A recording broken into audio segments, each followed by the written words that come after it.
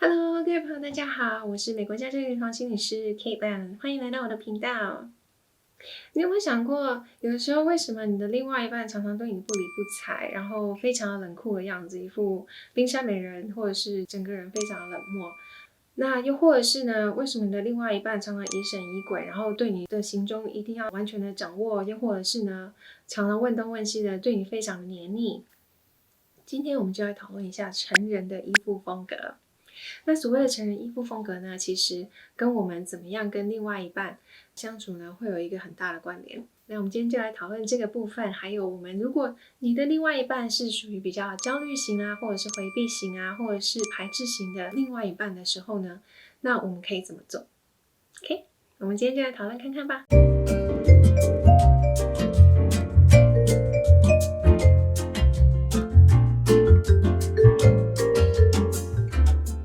首先呢，我们就会先来讨论到就是所谓的依附风格了。那我们在之前呢有一个影片呢是在讨论到婴幼儿的依附风格。如果还没有看过这个影片的人，我会建议你先去看一看那个影片，这样你会对于所谓的来龙去脉会有更清楚的了解哦。那在依附理论呢，是在1940年左右的时候 ，John Bowlby 他所发展出来的。他观察了母亲跟婴幼儿的互动过程当中，他了解了婴幼儿呢其实是透过这样子主要照顾者对他们的一个互动的方式呢，来调节当他们感到不安或者是不舒服的时候，透过这样主要照顾者来调节他们的情绪。那也是因此呢，他就后来发展出了一系列的研究，发展出了所谓不同的依附的风格。那他们发现呢，一般的人在18个月左右呢，我们的依附形态就会慢慢趋近于稳定了。那这个就会开始影响到我们未来怎么样跟别人互动，然后怎么样去维系我们的人际关系，还有如何结束我们的人际关系，都有深深的关系。那所谓的依附关系呢，其实也会随着我们人生的一些际遇而有所不同。也就是说呢，如果说你成长在一个很安全的一个环境下呢，你的父母带给你的是一个非常有爱、有支持性的环境的时候，你可能发展出来就是一个比较安全型的一个依附形态。但是呢，也有可能因为你长大的过程当中呢，可能被背叛啦，或者是被抛弃啦，或者是被伤害啦，或者是一些很创伤性的一些事件发生之后呢，会让你变成比较不安全依附的一个人。那当然反过来也是一样，如果说你成长过程当中呢，因为父母的一些不稳定的因素，造成你变成一个比较不安全依附人，但是你在长大之后呢，你遇到一个非常有安全感的人，然后非常稳定的人，给你很多的支持跟爱的时候，你也可以慢慢发展成一个比较安全依附形态的人哦。我们小时候呢，需要爸爸妈妈来帮助我们调节我们的情绪。所以当我们在肚子饿啦，然后在哭闹的时候，我们会需要爸爸妈妈来给我们的安慰。那长大之后呢，我们那个依恋的对象、依附的对象就会变成是我们的伴侣，或者是跟我们有亲密关系的人。你们之间的关系，你们之间的互动，就会变成我们调节情绪很重要的一个基础。在这样子的一个依附风格里头呢，我们其实会看到比较多有两大的向度。一个是焦虑的向度，那焦虑呢，它又像是一个光谱，在关系里头，那个焦虑的程度有非常非常非常焦虑，你非得要跟对方时时刻刻都黏在一起的那种非常焦虑感，又或者是呢，其实你没有那么焦虑，那你的焦虑程度呢偏低啊，你就是比较不会因为对方一举一动而感觉到特别的焦虑、很害怕之类的。那我们有另外一个向度就是回避。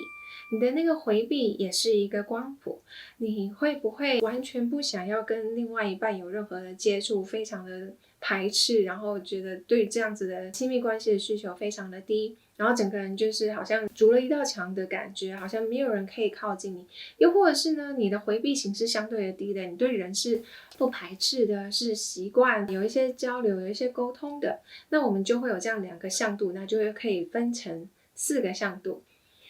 那我们就可以透过这样子的一个方式呢，来去了解我们有4种不同的依附风格。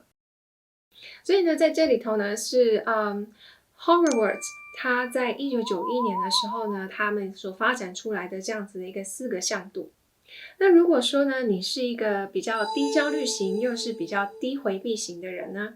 这样子的人就是比较是安全型依附的人。那像这样子的人，他们呢其实不太常会觉得说自己会轻易就是被抛弃啦、被遗弃啦或被背叛。那他们呢其实是会喜欢跟另外一半有一个亲密的关系，有稳定的关系。那他们也会很喜欢向外去探索、去发展自己的兴趣，觉得自己是可以去社交啊、去交朋友啊、去做一些自己想做的事情的。那这个是比较是安全型的。那如果说呢，你是一个比较高焦虑型，但是你又是低回避型的话，那么这里头我们讲的就是 anxious preoccupied， 一定要跟对方黏在一起。那像这样子的人，可能他们在一开始交往的时候呢，才刚开始约会，他就会很想要跟你倾盘托出，说出他所有人生过程当中的所有好跟坏的事情，就是想要让你知道，把你整个人的心都扒开给你看的那种感觉。那他们投入亲密关系的过程当中也会非常的快，他可以在很短的时间呢，就有一种好像他疯狂陷入一段爱恋的一个状态，然后让你觉得说我们就是命中注定，或者是一见钟情，然后我一定要跟你在一起，然后很快就想要进入一段就是 commit relationship 或者是 exclusive relationship， 就是我们一定要是男女朋友，然后你只能跟我交往这样子。总而言之是比较高焦虑低回避型的。那其实他们在这样子高焦虑的过程当中，他其实是非常害怕被抛弃的。所以呢，他其实当中他其实是非常多的紧张跟焦虑，觉得说，他希望全心全意占有对方，对方也是一样的。那他会很担心被抛弃，所以他就会变成了不断的去质疑你到底爱不爱他，不断用各种方式来去看你是不是真的爱他，或者是你是不是在乎他。你有一点点的没有去满足他的需求的时候，他可能就会因此而暴怒。那所以他们比较常会去怀疑对方是不是忠心的。那这个就是高焦虑跟低回避型的。那另外呢，也有一种是高焦虑跟高回避型的。那这种人呢，就比较是恐惧型的依附，就是 fearful attachment。那像这样子的人，他们一般来说在感情世界里头，他们比较不愿意去展现自己的情绪，因为他们就是回避型嘛，所以他不太想要去表现自己的情绪，但是呢，他又会很害怕另外一半会抛弃自己。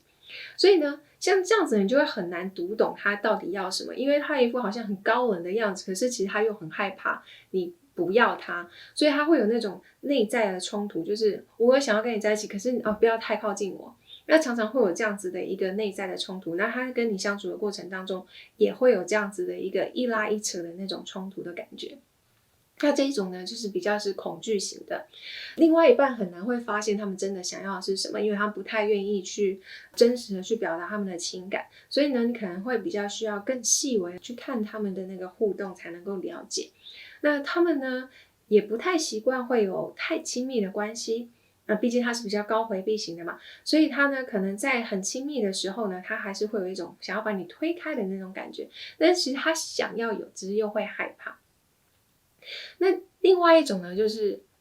低焦虑型又高回避型的。那这种呢，我们就是 dismissing attachment style。这种呢，他其实就是不担心你到底会不会。这种通常呢，就是孤身寡人，就是我很好，我不需要另外一个人来让我觉得比较开心，我不需要另外一半来让我觉得我就是这样人生会比较完整，又或者是我不需要另外一半来让我可以就是让我觉得我是需要的，我是被爱的。他们就是一种我不需要任何人啊，我这样子就很好，我可以自己过得很好。那他们呢也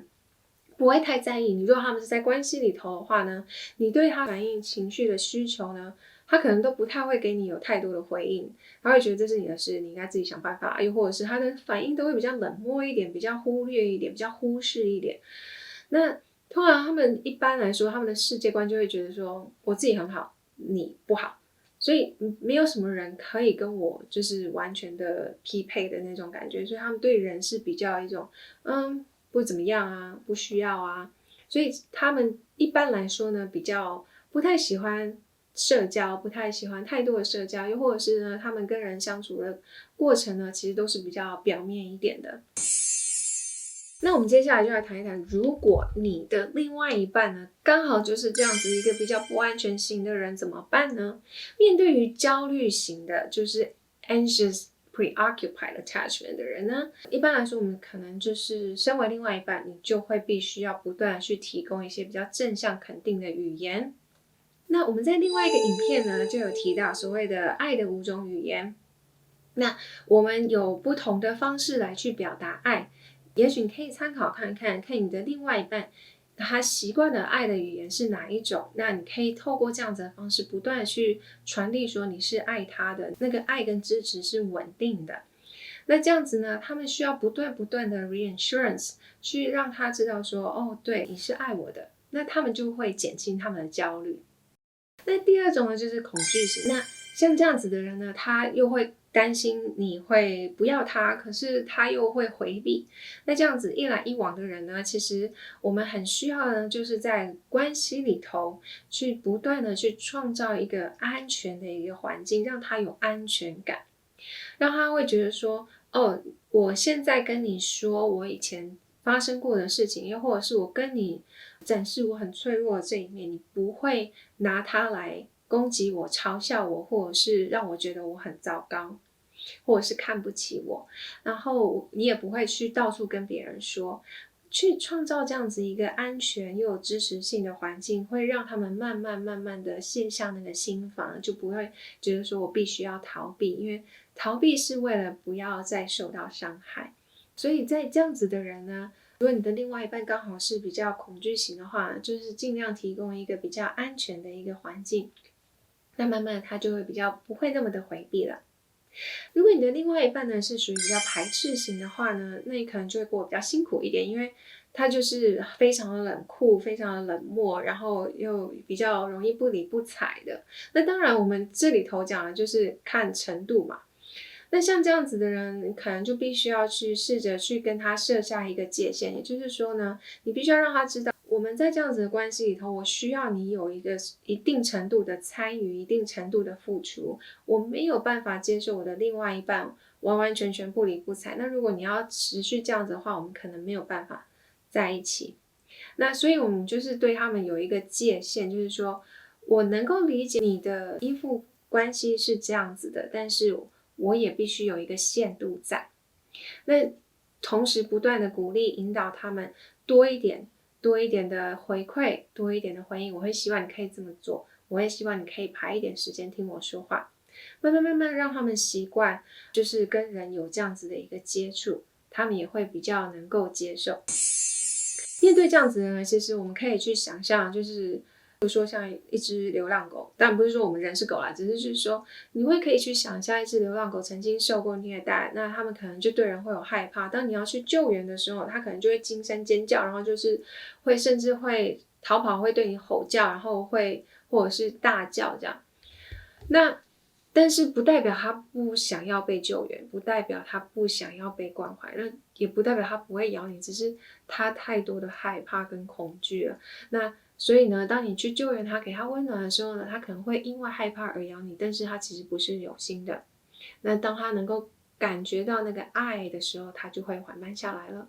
就会比较能够接受了。那其实呢，在研究里头就发现如果说你是安全依附型的人，你跟安全依附型的人在一起呢，那就会非常的合，一切都很好。那如果你是安全依附型的人，你跟焦虑型的人呢相处呢，也 OK。那如果你是安全型的人呢，那你跟一个比较恐惧型的人相处呢，也是可以的。那排斥型的人跟排斥型的人，那可能就比较难一点，因为两个人都是属于就是不理不睬的那一种。那安全型跟排斥型的也可以。那在研究里头就发现呢，焦虑型跟回避型的其实是最没有办法维持下去的，因为其实就是一个非常的焦虑，一个就是非常的回避。那这其实就是比较难相处的一对这样子。